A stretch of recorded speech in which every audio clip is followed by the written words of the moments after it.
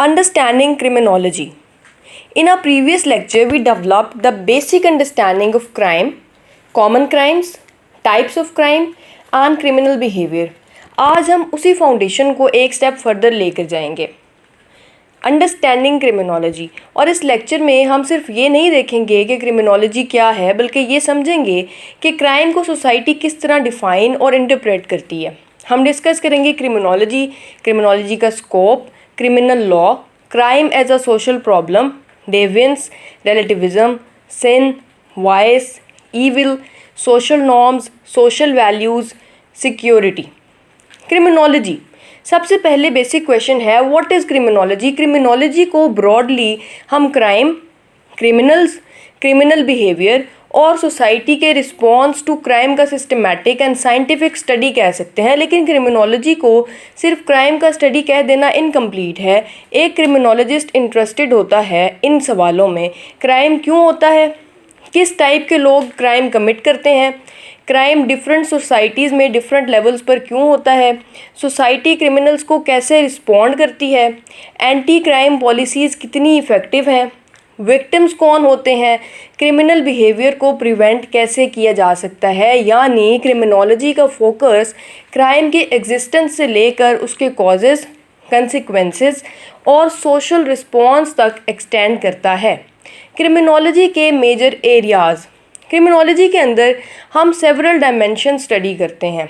Theories explaining legal और deviant behaviour, यानी हम डिफरेंट थेरीज़ के थ्रू ये एक्सप्लेन करने की कोशिश करते हैं कि लोग क्रिमिनल या डेविएंट बिहेवियर क्यों इंगेज करते हैं।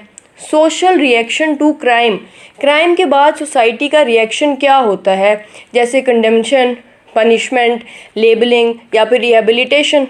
Political and social context of crime, crime को पॉलिटिक्स और सोसाइटी से कम्प्लीटली सेपरेट नहीं किया जा सकता।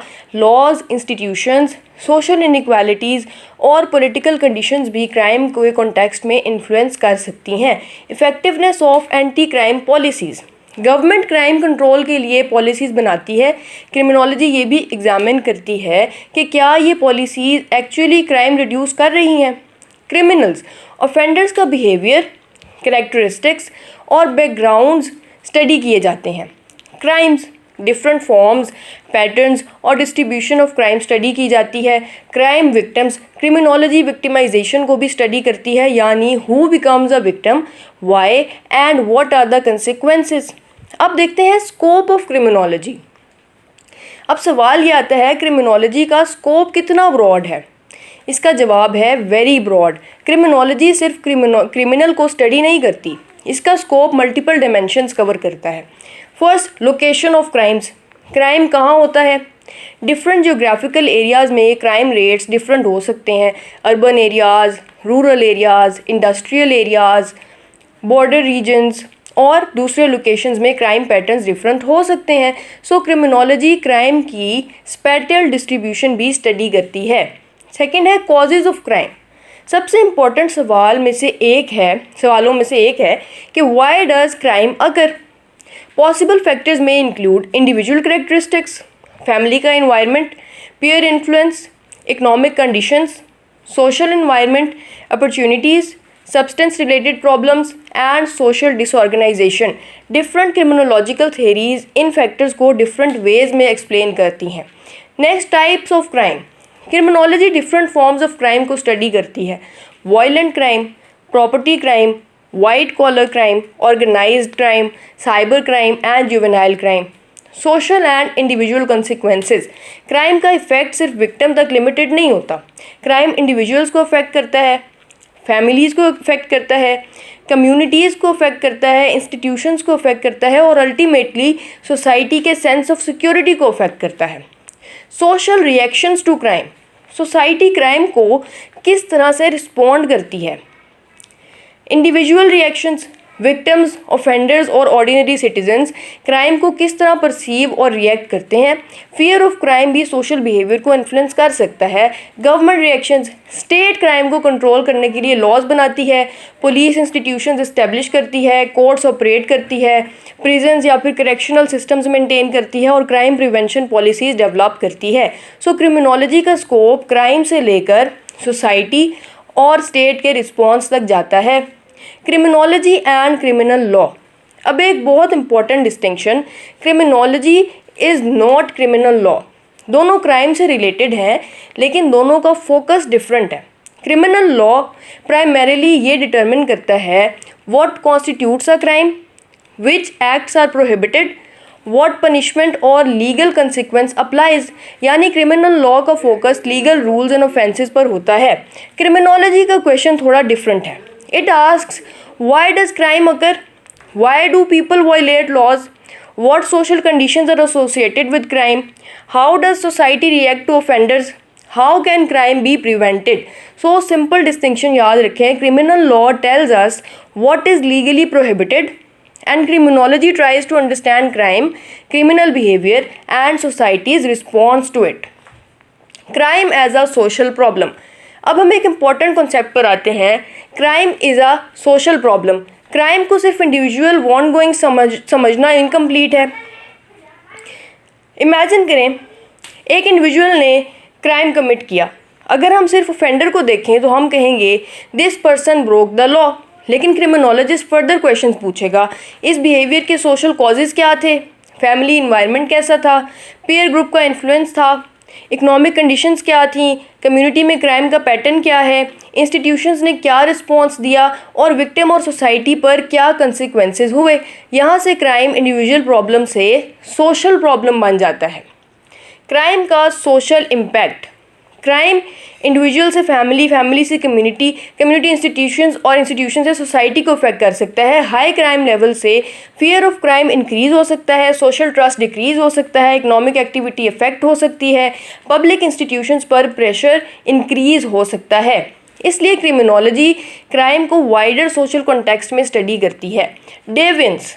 अब आते हैं एक एक्सट्रीमली इम्पॉर्टेंट टर्म पर, डेविएंस। What is डेविएंस? डेविएंस का बेसिक मतलब है अ बिहेवियर दैट वायलेट्स और departs from accepted social norms. यानी सोसाइटी में कुछ एक्सपेक्टेड स्टैंडर्ड्स होते हैं, अगर इंडिविजुअल उन स्टैंडर्ड्स से सिग्निफिकेंटली डिविएट करे तो बिहेवियर डेविएंट कहा जा सकता है। एग्जाम्पल लें, सपोज एक सोसाइटी में किसी पर्टिकुलर सिचुएशन में specific dress code socially expected है। अगर कोई इंसान उस एक्सपेक्टेशन को वायलेट करता है, सोसाइटी उस बिहेवियर को अनयूजुअल या डेविएंट परसीव कर सकती है, लेकिन इसका मतलब ये नहीं कि वो इंसान नेसेसरीली क्रिमिनल है। And this brings us to the next concept, deviance and relativism. Is deviance universal? Not necessarily. Deviance is often relative. Relativism का सिंपल मतलब है what is considered deviant can vary according to society, culture, group, time and social context. एक behaviour जो society A में unacceptable हो, ज़रूरी नहीं कि वही बिहेवियर सोसाइटी बी में भी सेम वे में अनएक्सेप्टेबल हो। सिमिलरली जो बिहेवियर आज डेविएंट समझा जाता है, ज़रूरी नहीं कि वो डेकेड्स के बाद भी एग्जैक्टली इसी तरह परसीव किया जाए। Why? Because social norms change, societies change, cultures change, values change, laws change, and therefore perceptions of acceptable and unacceptable behavior can also change। Relationship between deviance and crime। अब सबसे important distinction देखें, are crime and deviance the same? No, they overlap but they are not identical। Crime is behavior prohibited by criminal law। Deviance is the behavior that violates social norms और expectations।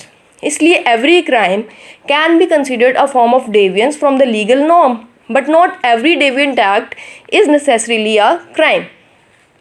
A society may consider a certain unusual dress style, language, lifestyle or social behavior unacceptable।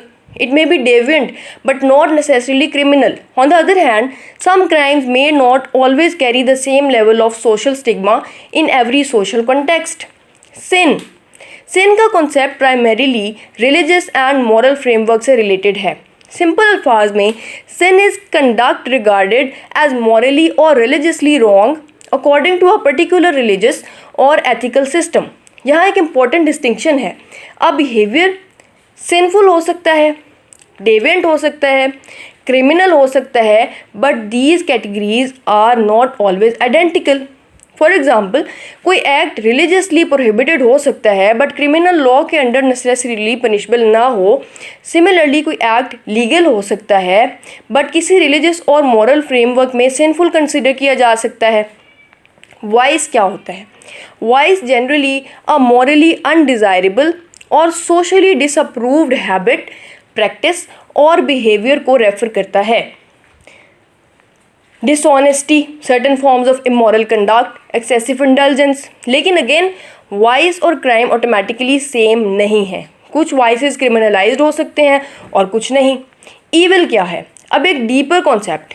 Evil का concept primarily moral, philosophical और religious nature का है। It generally refers to actions, intentions और conditions regarded as profoundly wrong और harmful. Criminology में इसका use carefully करना चाहिए because evil is not a precise legal category. Law usually specific offences define करता है।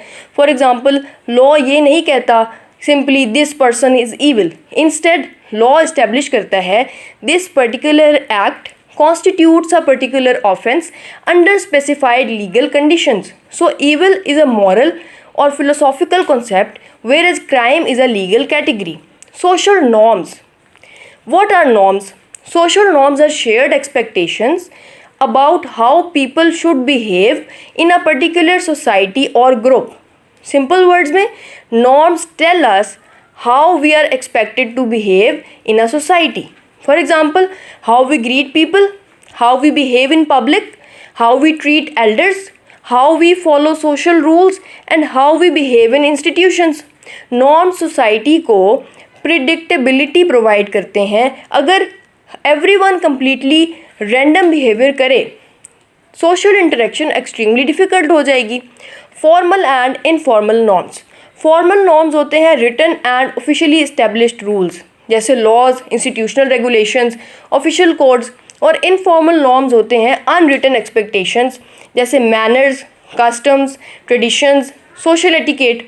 अ पर्सन इनफॉर्मल नॉर्म वायलेट करे तो सोसाइटी डिसअप्रूव कर सकती है even if no criminal punishment exists. Norms change.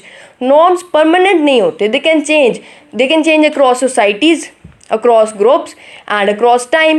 A behavior that was socially unacceptable in one historical period may become more accepted later and vice versa. इसीलिए डेविएंस को समझने के लिए सोशल कॉन्टेक्स्ट इम्पॉर्टेंट है। Social values. अब norms के साथ एक और टर्म है values. Social values are the shared beliefs about what a society considers important, desirable, right और वर्थवाइल। सिंपल अल्फाज में values tell us what is important और desirable. Norms tell us how we should behave accordingly. For example, if a society values honesty, then it may develop norms against lying, cheating, and deception. If a society values respect for elders, it may develop norms requiring respectful behavior toward older people. So values provide the underlying principles while norms translate those principles into expected behavior. Relations between norms and values. Values, norms and behavior. For example, value is honesty, norm, do not steal or deceive, and behavior, people are expected to respect other people's property and tell the truth. Security. अब हम lecture के final major portion की तरफ आते हैं। Security का simple मतलब है protection from threats, danger, harm और सिवियर इनसिक्योरिटी। लेकिन सिक्योरिटी सिर्फ बॉर्डर या मिलिट्री डिफेंस का नाम नहीं। A person can be insecure because of physical violence, poverty, unemployment, lack of food, illness, social exclusion, homelessness or other serious vulnerabilities. Therefore, modern understanding of security is broader. Major concepts of security. Security को different dimensions में understand किया जा सकता है। आज हम specially 3 concepts discuss करेंगे: physical security, economic security and social security. और इन तीनों को इंडिविजुअली अंडरस्टैंड करना ज़रूरी है। Physical security. What is physical security? Physical security का मतलब है protection of individuals from physical harm, violence, injury and threats to life or bodily integrity. For an individual, physical security means I should be safe from violence and physical harm. इसमें protection from violence assault, murder, terrorism, armed attacks, physical abuse जैसी threats include हो सकती हैं। Criminology से इसका connection, यहाँ criminology directly relevant हो जाती है because many crimes directly threaten physical security, जैसे मर्डर थ्रेट टू लाइफ है, assault threat to bodily integrity है, kidnapping threat to personal liberty and safety है। So crime prevention is in many ways also connected with protecting physical security. Next, economic security. Economic security का मतलब है individual या household का basic economic needs को sustainably meet करने की capacity और इकोनॉमिक शॉक्स के against reasonable protection. Simple words में, a person should have enough economic resources to live with basic stability and dignity. Economic insecurity arise हो सकती है because of unemployment, unstable income, poverty, loss of livelihood, lack of basic necessities and sudden economic crisis. Why is economic security important in criminology? Because economic conditions can form part of the social environment in which crime occurs. Poverty does not automatically produce crime. ये कहना scientifically incorrect होगा, poor लोग जो हैं वो criminals होते हैं। No, economic insecurity may be one risk factor और contextual condition, but criminal behavior has multiple causes. This distinction will become especially important when we study criminological theories. Social security. Now the third dimension. Social security broadly refers to systems through which individuals receive protection and support against major social and economic risks. Old age, disability, unemployment, sickness, loss of income, death of a breadwinner.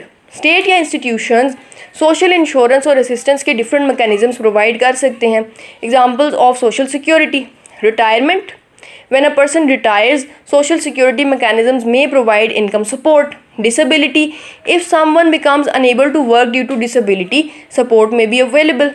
Survivors, if an income earning family member dies, certain systems provide support to surviving dependents.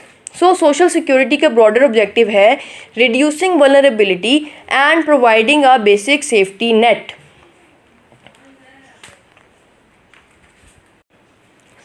तो understanding criminology का basic purpose ये है कि हम crime को सिर्फ एक isolated illegal act के तौर पर ना देखें, हम उसे law, society, norms, values, deviance, criminality और सिक्योरिटी के वाइडर फ्रेमवर्क में अंडरस्टैंड करें, और यही क्रिमिनोलॉजिकल थिंकिंग है। व्हाट इज़ क्राइम से आगे बढ़कर ये पूछना, why is this behaviour considered wrong, who defines it, how does society reacts to it and what consequences does it create. इन सवालों को समझना बहुत इंपॉर्टेंट है बिकॉज आगे हमारी क्रिमिनोलॉजिकल थियरीज़ इसी फाउंडेशन पर बिल्ड होंगी।